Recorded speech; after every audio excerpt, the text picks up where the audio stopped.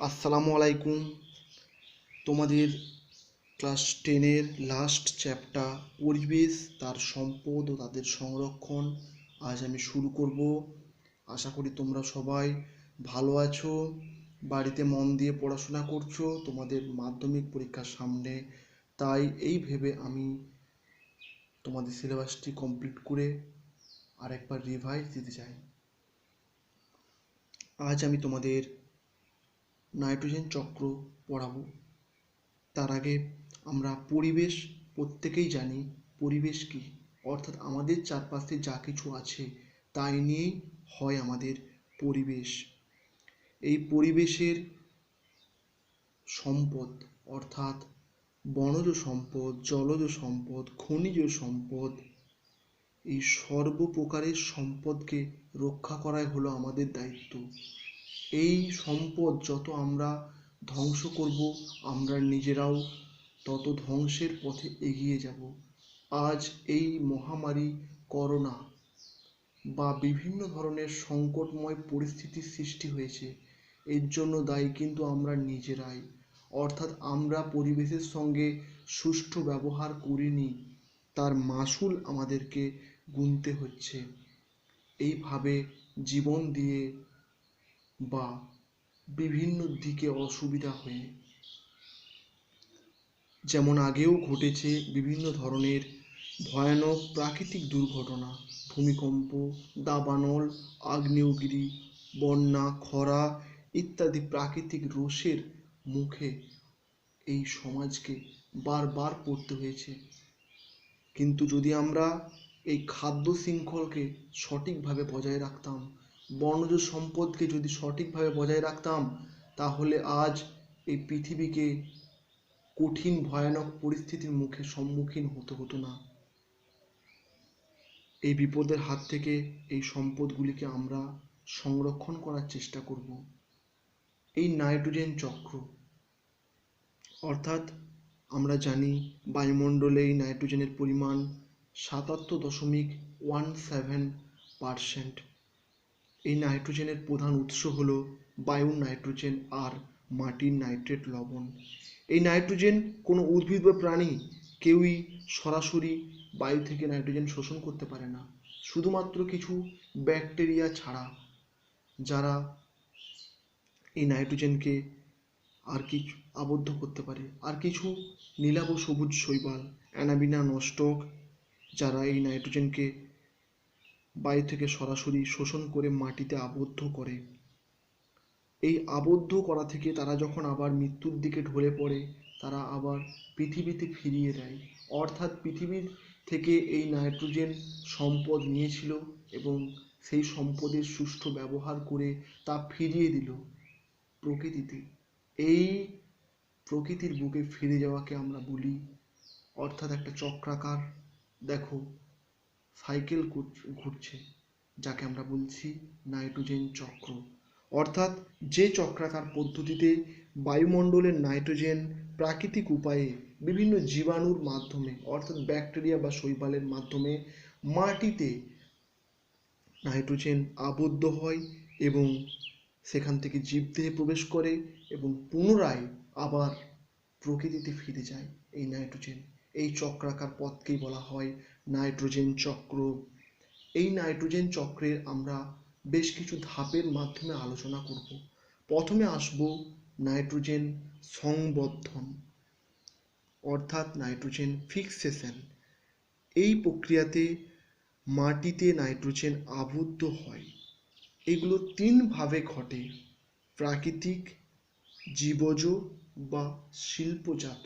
এই প্রাকৃতিক যেটা ন্যাচারাল প্রকৃতির দ্বারা হয়, আর একটা জীবজ অর্থাৎ এই যে উদ্ভিদ এবং প্রাণী ব্যাকটেরিয়া বা নীলাভ সবুজ শৈবালের দ্বারা মাটিতে নাইট্রোজেন আবদ্ধ করে, একে আমরা বলছি জীবজ।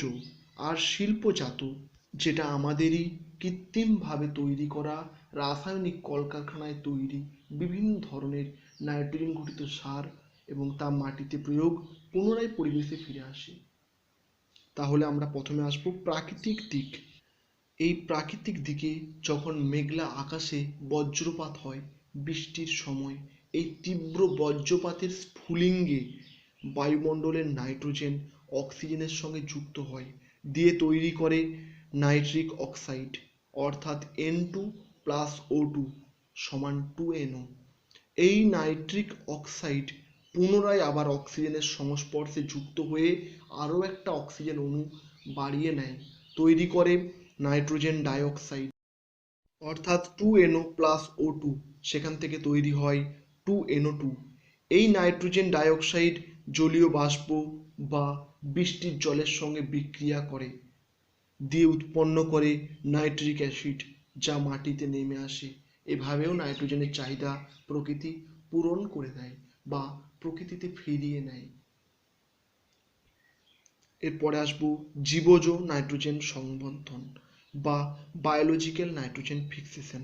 অর্থাৎ এই পদ্ধতিতে প্রকৃতির মুক্ত নাইট্রোজেনগুলো বেশ কিছু নীলাভ সবুজ শৈবাল বা ব্যাকটেরিয়ার দ্বারা আবদ্ধ হয়। এই জন্যই তো আমরা, অর্থাৎ জীবের দ্বারা আবদ্ধ হচ্ছে বলেই একে আমরা বলছি জীবজ নাইট্রোজেন সংবর্ধন।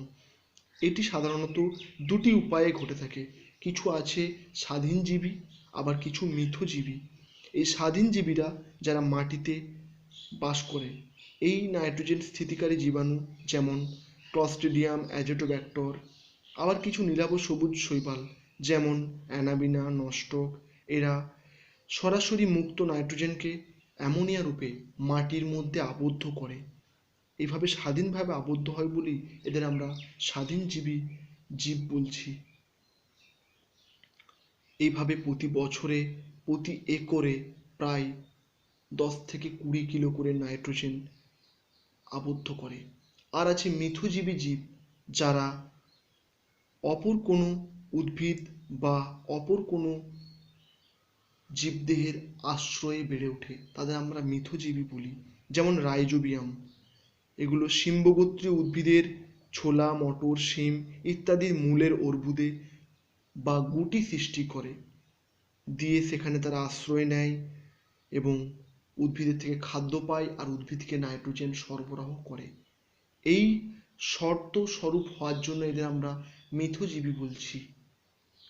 এইভাবে তারা নাইট্রোজেনকে অ্যামোনিয়া রূপে আবদ্ধ করে। এই শিম্বগোত্রীয় উদ্ভিদ দেহে লেগ হিমোগ্লোবিন নামক এক প্রকার প্রাণীদেহের হিমোগ্লোবিনের ন্যায় দেখতে বলে এরা কেবল রাইজোবিয়াম উদ্ভিদের মূলেই বাসা বাঁধে, অর্থাৎ তারা লেগ হিমোগ্লোবিন তৈরি করে। এই লেগ হিমোগ্লোবিন লেগ অর্থাৎ গোলাপি বর্ণের ধারণ করে। এখানে একটি জিন খুব ইম্পর্ট্যান্ট, তার নাম হলো নিপ জিন। এই নিপ জিনই দায়ী শিম্বগোত্রীয় উদ্ভিদের মূলে অর্বুদে নাইট্রোজেন সংবন্ধন করার জন্য বা লেগ হিমোগ্লোবিন গঠনের জন্য। এরপরে আমরা আসব শিল্পজাত নাইট্রোজেন সংবন্ধন। আমরা জানি বিভিন্ন ধরনের রাসায়নিক কারখানায় যে নাইট্রোজেন ঘটিত সার, ইউরিয়া, অ্যামোনিয়া আমরা কৃষিক্ষেত্রে প্রয়োগ করি, তা উৎপন্ন হয় এই কলকারখানায়। এইভাবে নাইট্রোজেন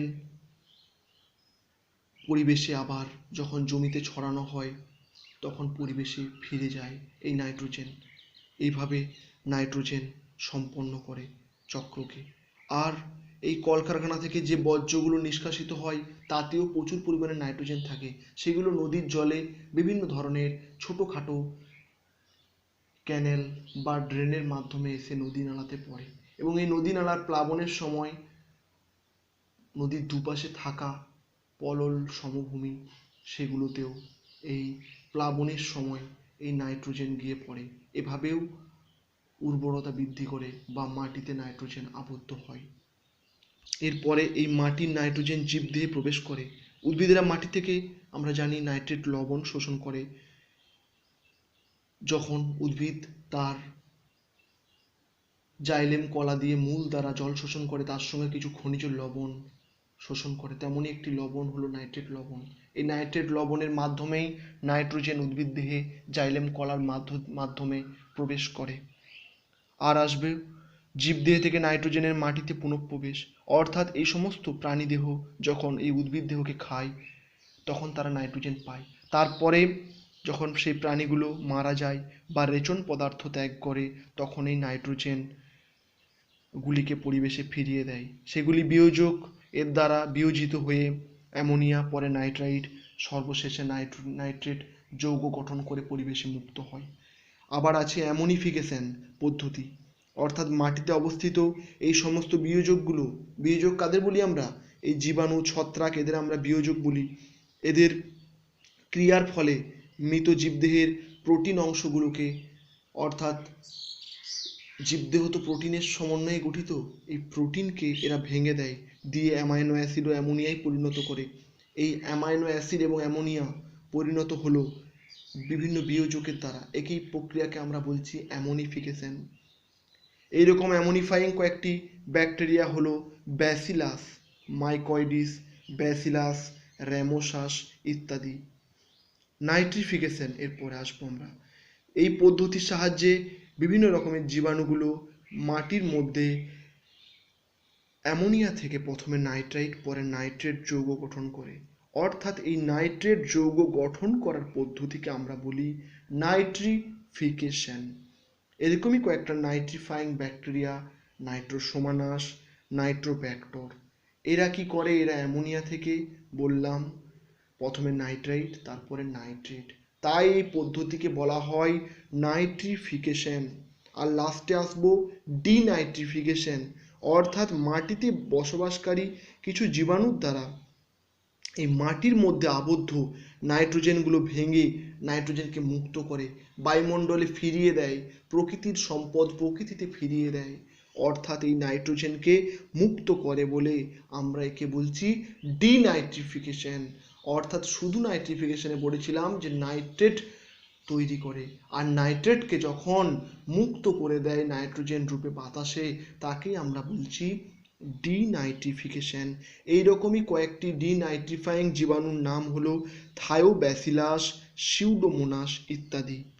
এই নাইট্রোজেন চক্র আমরা পুরো চক্রটিকে বর্ণনা করলাম বেশ কিছু পয়েন্টে। প্রথমে নাইট্রোজেন সংবন্ধন, তারপরে নাইট্রোজেন জীবদেহে প্রবেশ করলো, সেই জীবদেহ থেকে নাইট্রোজেন মাটিতে পুনরায় প্রবেশ করলো, অর্থাৎ মাটিতে সংবন্ধন করলো, তারপরে অ্যামোনিফিকেশন হলো, অর্থাৎ অ্যামোনিয়ায় পরিণত হলো, এবং সেখান থেকে অ্যামোনিয়া থেকে নাইট্রেট তৈরি হলো, তাকে বললাম নাইট্রিফিকেশন।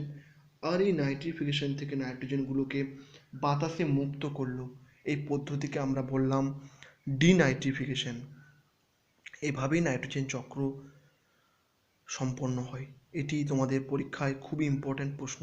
তোমরা সুন্দর করে ছোট ছোট পয়েন্টের আকারে আমার কথাগুলি শুনে যদি লিখে আসো, তাহলেই তোমরা ফুল মার্কস পাবে। এরপরে আসবো নাইট্রোজেন চক্রের গুরুত্ব বা তাৎপর্য। নাইট্রোজেন চক্র কী উপকার করে? নাইট্রোজেন চক্র এই মাধ্যমে প্রকৃতির নাইট্রোজেন প্রকৃতিতেই ফিরে যায়, অর্থাৎ প্রকৃতির ভারসাম্য বজায় থাকে। আর আমরা জানি আমাদের জীবদেহ বা কোষ গঠিত হয় নাইট্রোজেন দ্বারা। এই জন্য নাইট্রোজেন চক্রের মাধ্যমে নাইট্রোজেন জীবদেহে পরিবাহিত হয় এবং যুগ যুগ ধরে জীবকুলের অস্তিত্বকে বজায় রাখে কোষ এবং কলা গঠনের মাধ্যমে। এরপরে আসবো আমরা মানুষের ক্রিয়াকলাপে নাইট্রোজেন চক্র বিঘ্নিত হচ্ছে এবং মানুষ পরিবেশকে দূষিত করছে, যার দায় মানুষকেই ভোগ করতে হচ্ছে। এইরকম নাইট্রোজেন চক্রের বিঘ্ন ঘটানোর জন্য কি কি সমস্যা হচ্ছে আমরা জানব। এই যে আমাদের ক্রিয়াকলাপের জন্য আমরা জমিতে অধিক পরিমাণে নাইট্রোজেন ঘটিত সার প্রয়োগ করি, তার ফলে বহু ধরনের প্রাণী, বিভিন্ন ধরনের উদ্ভিদ নষ্ট হয়ে যাচ্ছে, অর্থাৎ তারা এই নাইট্রোজেন ঘটিত সারের কবলে পড়ে মারা যায়। আর যেটা সবথেকে বড় আমাদের ক্ষতি করে তা হলো গ্রিনহাউস গ্যাস। এই যে নাইট্রাস অক্সাইড, এটা একটা শক্তিশালী গ্রিনহাউস গ্যাস, যাকে আমরা বলি N2O। এর মাত্রা দিন দিন বাড়ছে, তার জন্য পৃথিবীর তাপমাত্রা ক্রমশ বৃদ্ধি পাচ্ছে, গ্লোবাল ওয়ার্মিংয়ের জন্য দায়ী, যার ফলে মেরু প্রদেশের বরফ গলে যাচ্ছে এবং সমুদ্রের তলে তলিয়ে যাবে আমাদের এই বিভিন্ন দ্বীপপুঞ্জগুলো এবং ভারতবর্ষের দক্ষিণের একটা সমগ্র অংশ। আর এই প্রাকৃতিক উপায়ে বিভিন্ন ধরনের যে নাইট্রোজেন এবং অক্সিজেনের সংবন্ধন ঘটছে, দিয়ে তৈরি হচ্ছে নাইট্রাস অক্সাইড, তারপরে পুনরায় নাইট্রোজেন ডাইঅক্সাইড এবং জলের সঙ্গে বিক্রিয়া করে নাইট্রিক অ্যাসিড, যা অ্যাসিড রূপে পাতিত হচ্ছে বা অম্ল বৃষ্টি রূপে পাতিত হচ্ছে, যার জন্য আজকের আমাদের তাজমহল ছাড়াও বিভিন্ন ধরনের স্মৃতিসৌধগুলি কলঙ্কিত হয়েছে। আমাদের নিজেদেরও ক্ষতি হচ্ছে, স্কিনে ক্যান্সার হচ্ছে এর প্রভাবে, আমাদের পেটে বিভিন্ন ধরনের আন্ত্রিক রোগ সৃষ্টি হচ্ছে, বিভিন্ন জীবকুলের উদ্ভিদ ও প্রাণীও মারা যাচ্ছে। আজ এই পর্যন্তই থাক, পরের ক্লাসে আমরা পরিবেশ দূষণ সম্বন্ধে আলোচনা করব। সবাইকে ধন্যবাদ মন দিয়ে শোনার জন্য।